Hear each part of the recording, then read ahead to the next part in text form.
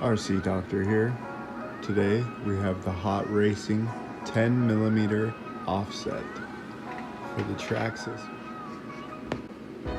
Much better. One more side to go though. We just gotta flip it around and do the back. And so all you need to do, take your wheel off. Now you want to get this hex, wheel hex off.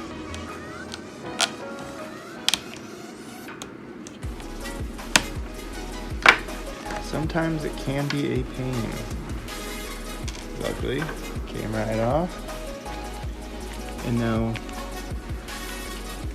Hot Racing supplied you with the hardware. Take out this pin.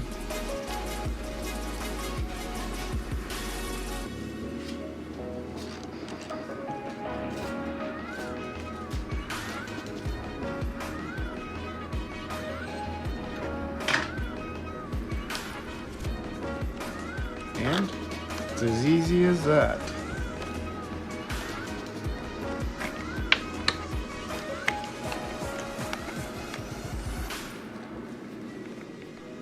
Now we just got this last one to throw on and we can get to a bash.